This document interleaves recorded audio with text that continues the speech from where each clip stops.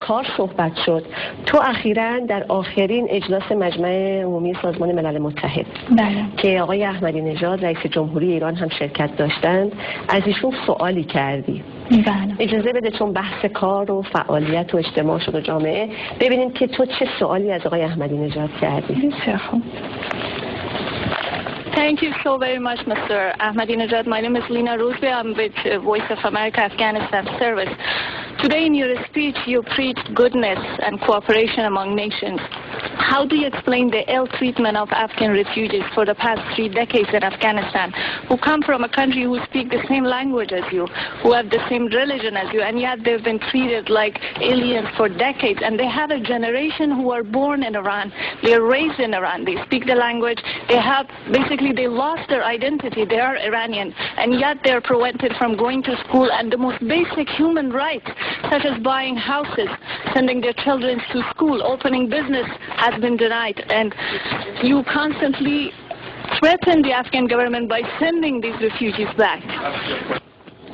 لینا جان چی گفتی؟ خب طوری که شما گفتین برای گزارش دادن از مجمع عمومی ملل متحد به نیویورک رفته بودم و فرصت شرکت در کنفرانس مطبوعاتی آقای احمدی نژاد برای من دست داد. البته آقای احمدی نژاد قبل از این کنفرانس سخنرانی خود در مجمع عمومی ملل متحد ایراد کرده بود. سوال من از ایشان در مورد سخنرانیشان بود. سخنرانی آقای احمدی نژاد حدود 4 یا 5 صفحه طولانی بود در مورد همکاری، در مورد روابط حسنه با کشورها، در موردی که با برگرفته آیاتی از قرآن و در مورد پیامبران که چطور باید مهربان باشیم، چطور باید عادل باشیم. و من سوال من ازشان بود که شما که در حدود 15 دقیقه قبل در مجمع عمومی ملل متحد از عدالت، همکاری، برابری و برادری ملت ها صحبت کردین، چطور سوء رفتار با مهاجرین افغانی که در کشور شما زندگی میکنن که عین مذهب شما را دارن، همزبان شما هستن، توجیه میکنین؟ و این در حالی است که وادم به همه آشکار است که افغان ها یک نسلی دارن که در طول 30 سال گذشته در ایران به دنیا آمده، در ایران بزرگ شده و اینا به شکل کل هویت افغانیت خود تا اندازه دارن، اما زیادتر با عادات و اخلاق ایرانی ها عادت کردن و اینا هنوز هم با همون چشم یک مهاجر غیرقانونی دیده میشن. و حتی اشاره کردی به این که این نکته خیلی قشنگی بود در سوال تو که بچه‌ای هستن اونجا به دنیا اومدن و اونها ایرانی هستن. یعنی تو به عنوان افغان اعتقاد داری که اونها ایرانی هستن، بله. اونجا به دنیا اومدن. نه، من فکر میکنم افغان هستن، اما باید من حیث یک ایرانی یک حقوق داشته باشن. مثلا شما اگه در کشورهای غربی ببینید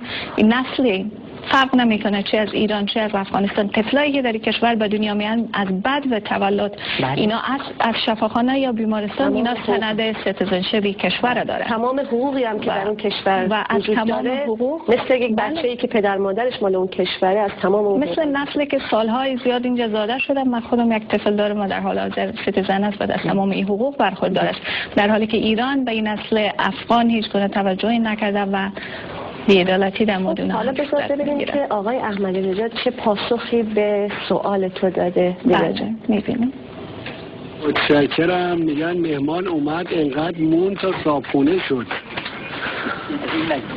ما 2.5 میلیون از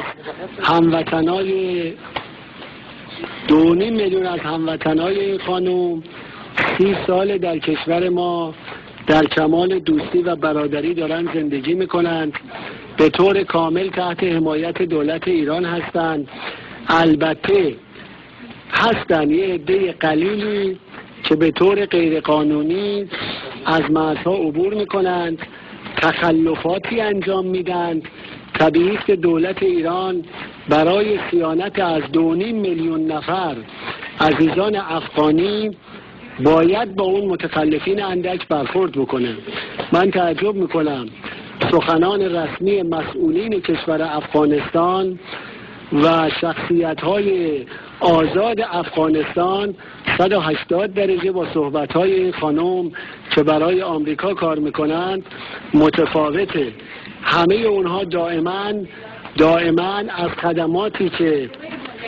خدماتی که دولت ایران به هموطنان ایشون یعنی به عزیزان افغانی ارائه میده دائما تشکر میکنن، بیانیه میدن در مصاحبه ها، در ملاقات ها، در اظهار نظرها و جالبه بدونید این 2.5 میلیون نفر با مردم ما مثل هموطن و دوست در حال زندگی کردنن و هیچ کدومشون اعتراضی ندارن.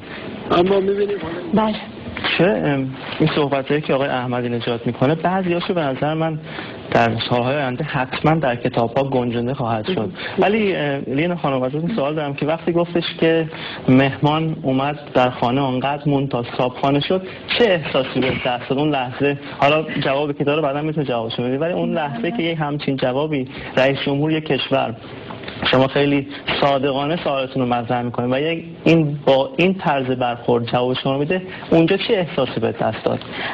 برای من شخصا بسیار جالب بود. من انتظار یک جواب بسیار تعادل‌آمیز بگویم داشتم، به خاطر که کشور ایران با کشور افغانستان روابط حسنه دارن با رؤسای جمهوری دو کشور و من فکر میکردم آقای احمدی نژاد جواب خواهد داد که مقبول ذوق حکومت افغانستان حداقل واقع شود. و وقتی که ایشان گفتن که مهمان آمد صاحب خانه شد، من بسیار تعجب کردم از تحلیل سطحی که یک رئیس جمهور یک کشور در مورد 2 میلیون مهاجر افغان در کشوری که 65 میلیون جمعیت اوست داره.